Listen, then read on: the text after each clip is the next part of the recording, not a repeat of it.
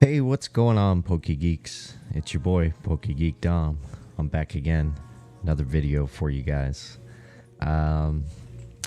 This video is just going to be real short and sweet. We're not going to talk about anything too serious. I got a little bit of a CGC return, something that I sent in back in December when I was, real early getting back into things. So it's kind of fun to look at, the things I made and, the mistakes I made and, kind of the stuff I can take to learn from, what I got back and stuff like that. But we're going to look at that. We're also going to look at a few things that I just bought recently. They're all Japanese cards, so that'll be something new for us to look at. But I'm just going to get right into it. So first off, we're going to start off with a bunch of Charizards. Not the ones that everyone wants to see, though. It's going to be a bunch of promos. I sent quite a few of these. I was opening a lot of Champions Path ETBs at the time. This was like just before when you could still find product on the shelves. So I didn't have too much trouble getting some Champions Path ETBs. And so I got a lot of promos, and I tried to send in what I thought was the best ones. But now, looking at them, I can tell the centering is very bad on this. And that's kind of part of what I learned a lot in this process is I've gotten a better eye for cards. And I think that's something that just comes with time. You kind of get a better eye for centering. You get a better eye for the edge wear, the surface, what to kind of look for and what should be there, what shouldn't be there. And that's kind of, like I said, just something that comes with experience. It's not something you can just learn on the internet or watch a YouTube video for. So they can point out, what are the things to look for, but until you've seen a lot of those things and dealt with them, it's hard to just know offhand. So keep going in it. We got a lot of 8.5s. I got a bunch of different ranges of subgrades, but for the most part they're right around that 9 range. Nothing too fancy, nothing too crazy. I'll set that over there. I got another 8.5. I promise it's the last one of the 8.5s.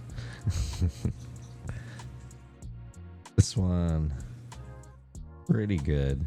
It's got 2 9 and above subgrades, but it got an 8 on centering. The centering is pretty bad when I look at this one now.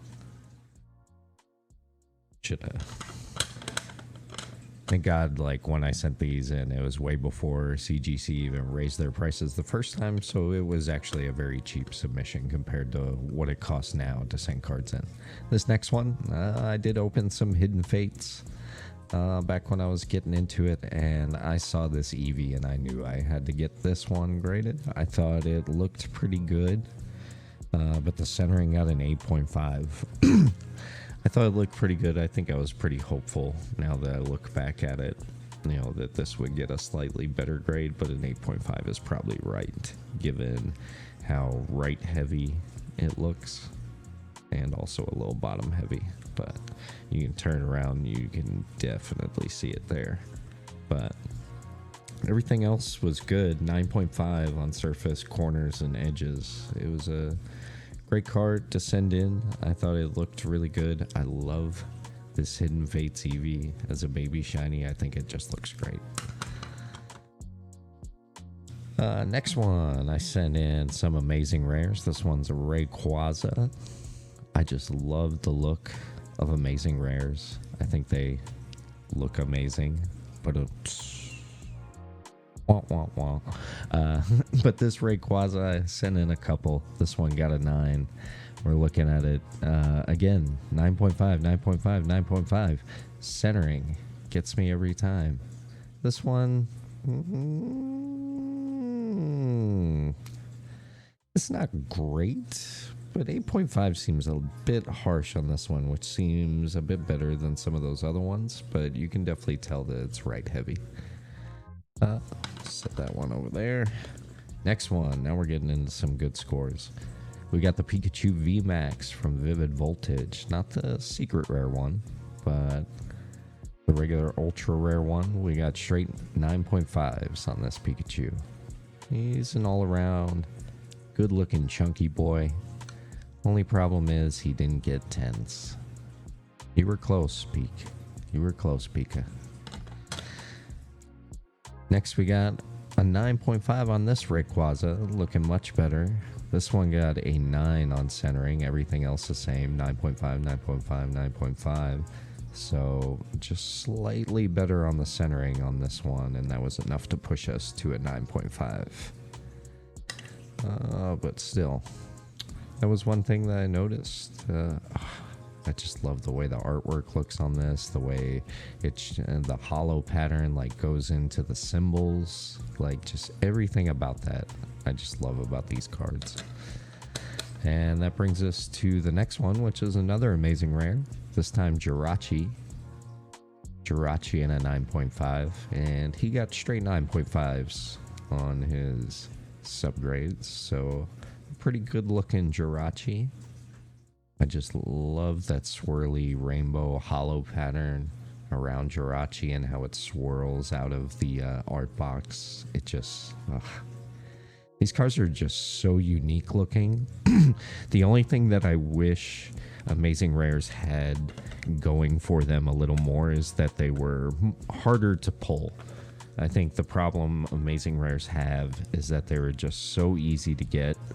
So everybody has quite a few of them. There's a lot of them out there. So that's always going to be kind of pushing down on Amazing Rare's value.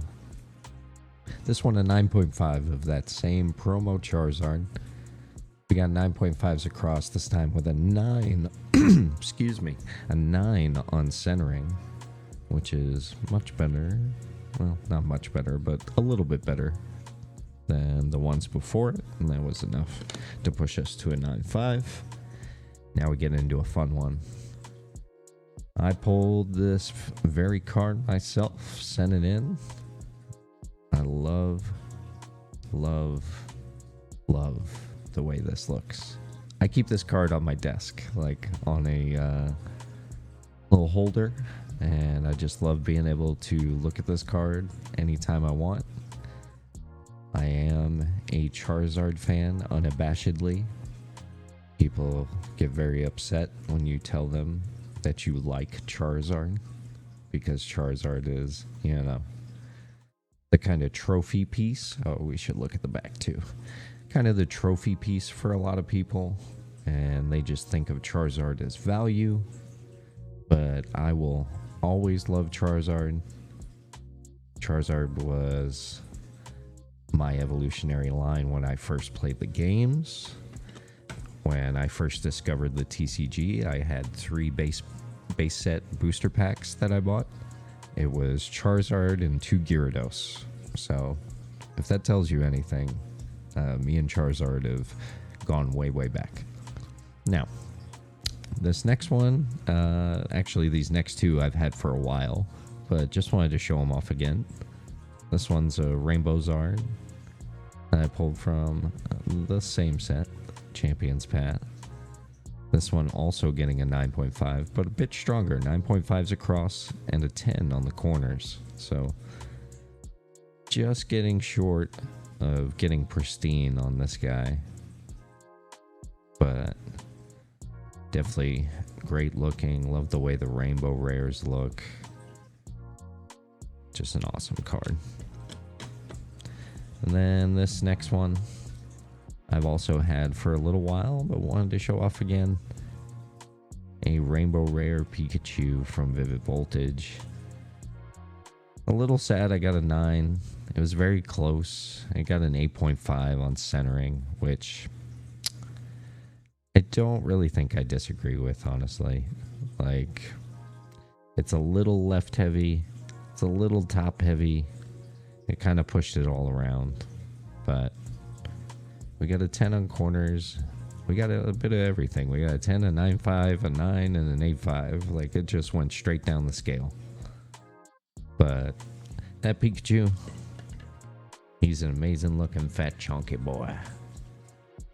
Now, the next thing I'll get into real quick is just some of the stuff that I've bought recently. I recently, took a stab at buying stuff from overseas using like Yahoo Japan auctions and stuff like that. And that's a great way to kind of find some good deals on different Japanese cards, especially as you'll see here, some promos, which are, a lot of the time a little harder to get. Some of them were printed really, into oblivion. They're like really, just saturated out there. Either you can find tons of them, but there are other ones that there were only so many made, or there was a very limited amount that were made, or they were only given out during a limited time event, which makes them harder to find and rarer. So a lot of those things are what make me think that buying some of these cards now and maybe looking to get them graded possibly now, it really just depends, with the way things are with grading, with turnaround times, with PSA shutting down, like I said, my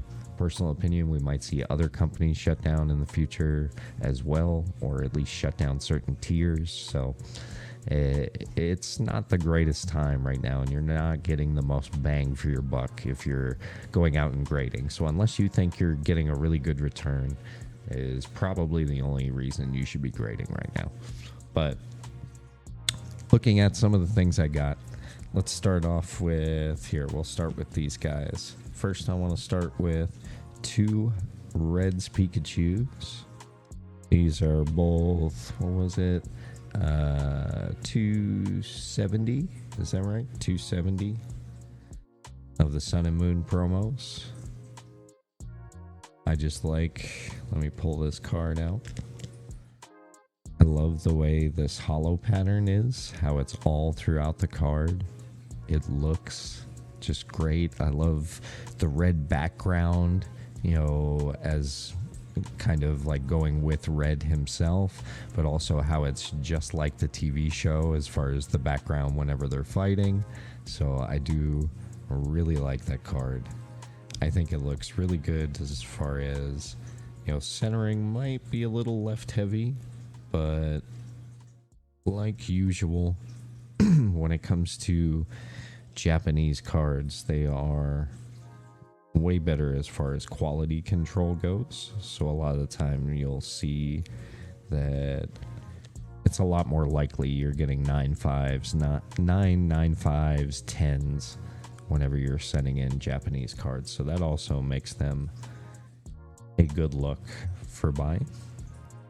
But now with these cards, this is a Mew, kind of the same hollow pattern that goes throughout the card as that Red's Pikachu.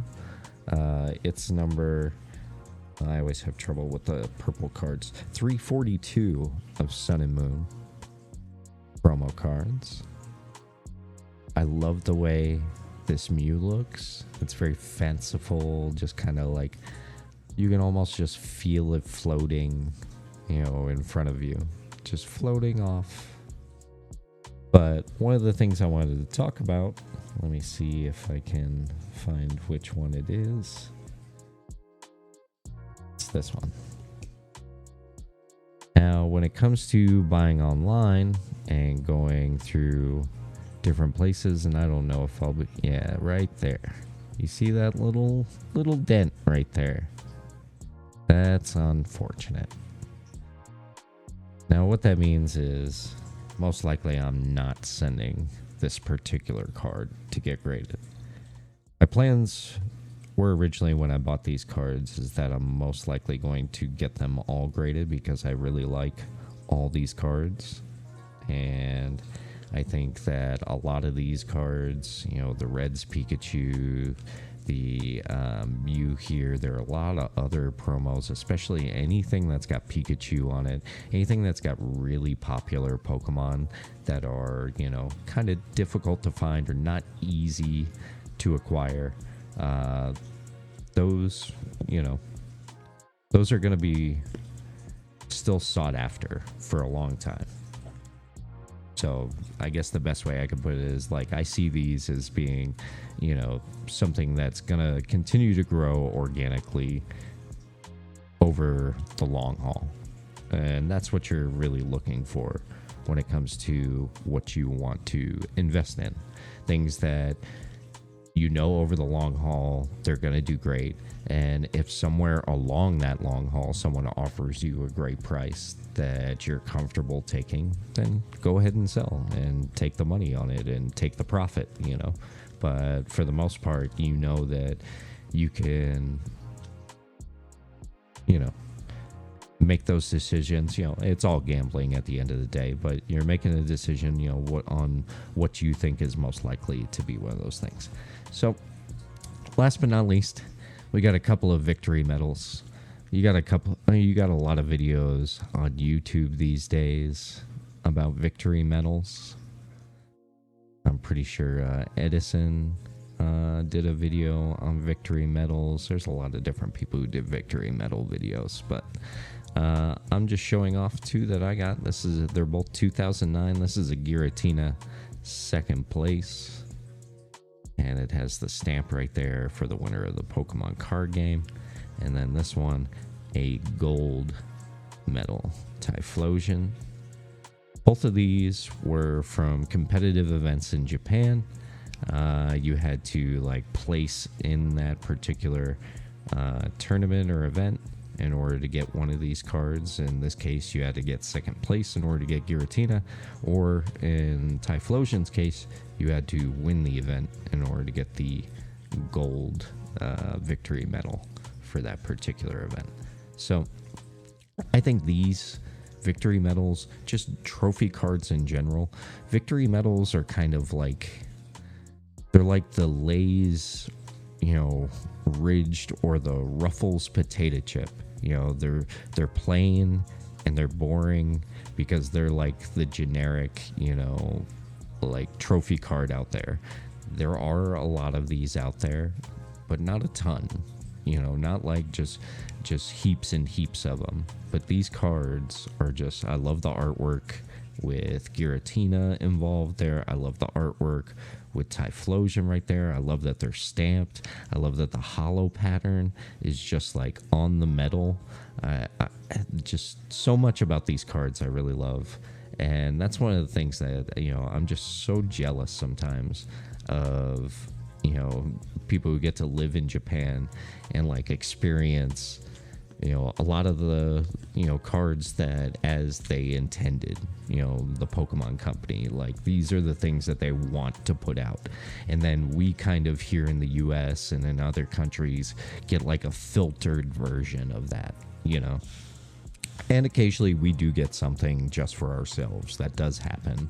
But anyway, that's pretty much the video. I hope you guys enjoyed it, just to kind of, you know, short and sweet, see some of the things that I've really been looking at as far as putting money into, and then also, you know, seeing some of the graded cards and seeing them come back. That's always a great feeling, and I just, you know, I wanted to share that with you guys. So anyway, guys, with that, I think we're gonna sign off. So as usual, stay geeky.